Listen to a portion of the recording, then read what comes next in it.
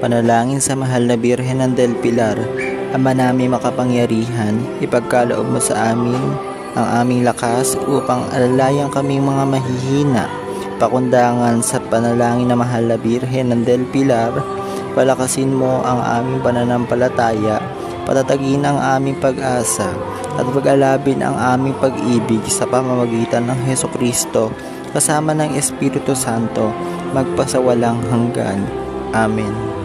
Mahal na Birhen ng Del Pilar, aming lakas at kagalakan, ipanalangin mo kami.